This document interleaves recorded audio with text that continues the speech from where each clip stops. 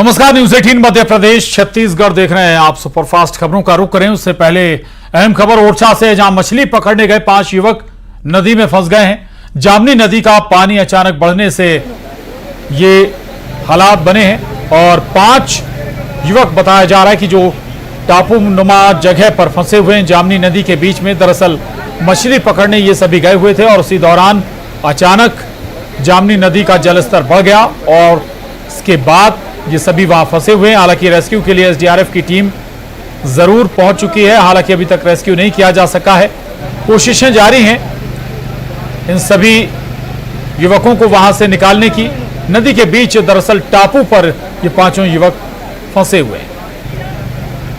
Exclusive तस्वीरें भी आपको दिखा रहे हैं और न्यूज 18 संवाददाता हृदय तिवारी हमारे साथ जुड़ गए हैं। हृदय, क्या ताजा अपडेट है इस रेस्क्यू से जुड़ी हुई?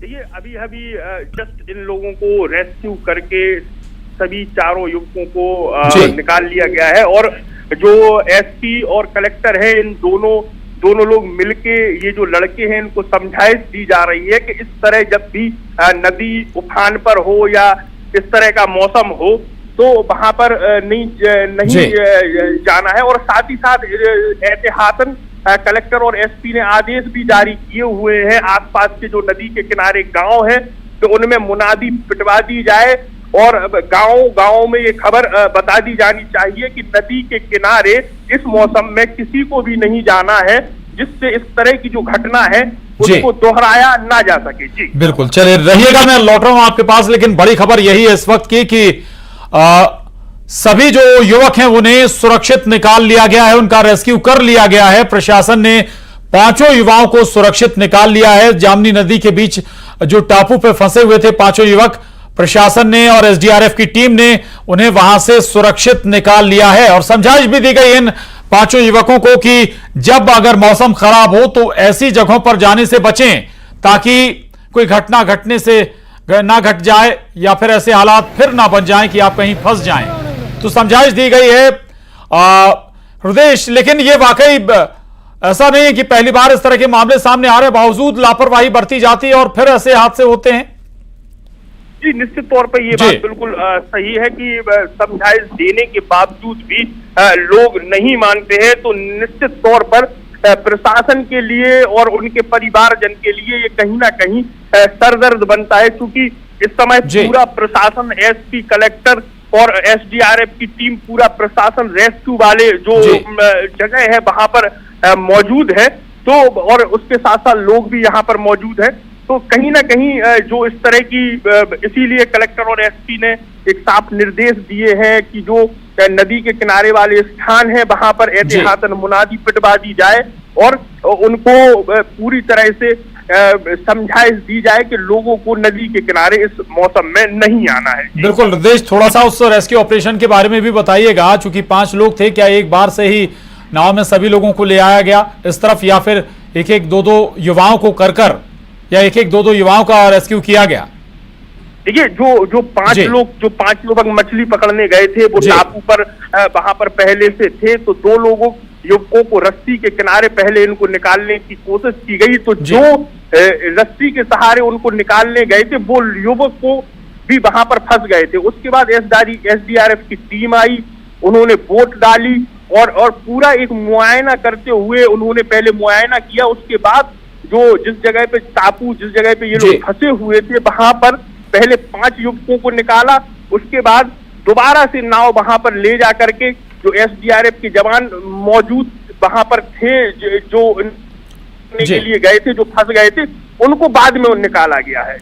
जी, पहले युवाओं को निकाला गया और फिर जो एसडीआरएफ के जवान वहां पर पहुंचे थे उन्हें वहां से निकाला गया। रस्सी के माध्यम से भी कोशिश की गई लेकिन तब सफल नहीं हो पाई टीम।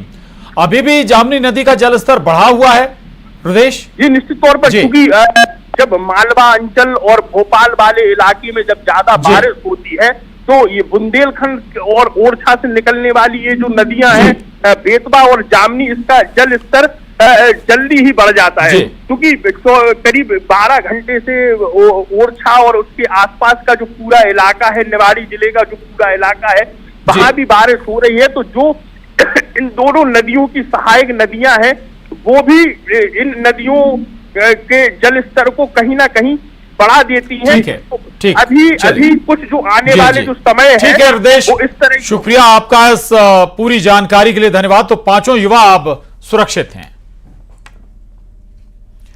और एक खबर सीहोर से, जहां रेहटी के भैरव घाटी में हादसा हो गया। श्रद्धालुओं से भरा वाहन पलट गया, 10 श्रद्धालु गंभीर रूप से घायल हुए। एक की इलाज के दौरान मौत हो गई है। रेहटी अस्पताल में घायलों का इलाज जारी है। तो ये बड़ी खबर सीहोर से है, जहां रेहटी के भैरव घाटी में हादसा पेश आया है। श्रद्धालुओं से भरा वाहन पलट गया है और 10 श्रद्धालु गंभीर रूप से जख्मी हुए हैं, जबकि एक श्रद्धालु की इलाज के दौरान मौत हो गई है। रेहटी अस्पताल में सभी घायलों का इलाज इस वक्त चल रहा है।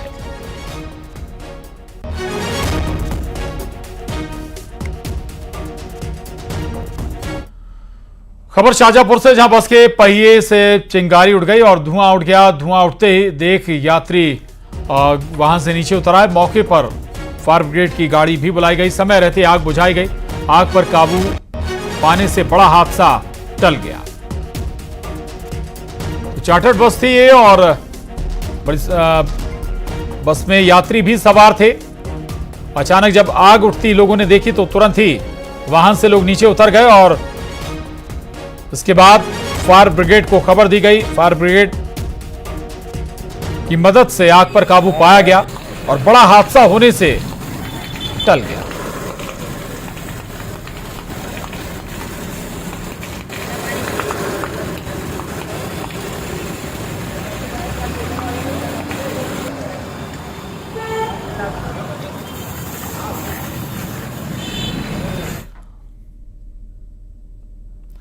और बारिश से हालात खराब हैं। सागर में बीना के ग्रामीण इलाकों में बाढ़ जैसे हालात हैं। लोगों के घरों में 4 फीट तक पानी भर गया है। 10 मकान गिर गए और 50 से ज्यादा मवेशी बह गए। घरों में रखा सामान और अनाज भी खराब हो गया है। प्रशासन से अब तक कोई मदद लोगों को नहीं मिली है। तो वहीं टीकमगढ़ शहर में अधिकांश गलियां और घरों में 2 से 3 फीट तक पानी भर गया है। लाल दरवाजा, कमानी दरवाजा और वार्ड नंबर 6 में घरों के अंदर 3 से 4 फीट तक पानी भर गया। गलियां पूरी तरह पानी से लबालब हो गई।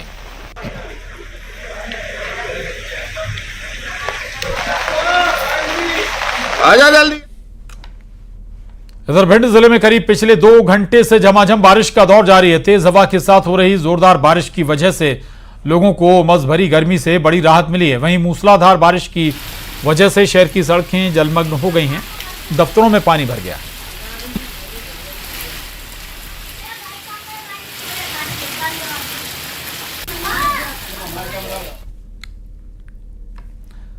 सतना में 15 दिनों के बाद फिर से मानसून ने दस्तक दी है। जिले के कुछ इलाकों में लगातार बारिश हो रही है। बारिश की वजह से स्कूल टापू में तब्दील हो गए हैं।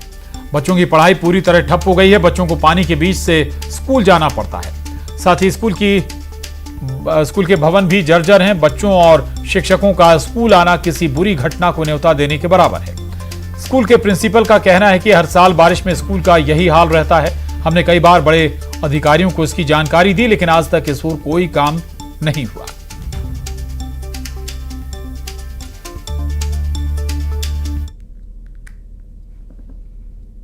इस पानी को हटाने की, जलमग्न हटाने की व्यवस्था की जाए, क्योंकि बच्चों के पढ़ाने और पढ़ने में आने में परेशानी हो रही है। बच्चे भी कम आते हैं। आप लोग को भी आने जाने पर हम लोगों को भी हमारे आने जाने में परेशानी होती है।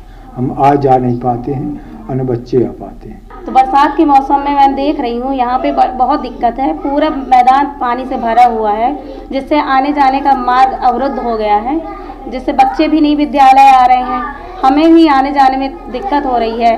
छात्र संख्या लगातार कम होती जा रही है, जिससे विद्यालय की पढ़ाई भी नहीं ठीक से हो पा रही है, अवरुद्ध हो रही है। तो मैं चाहती हूँ कि यहाँ पे ये व्यवस्था सुधार की जाए। और बिलासपुर के कोनी क्षेत्र से एक अजीबोगरीब मामला सामने आया। यहां एक व्यक्ति की मौत के बाद उसके शव को कब्र से निकालकर पोस्टमार्टम के लिए भेजा गया।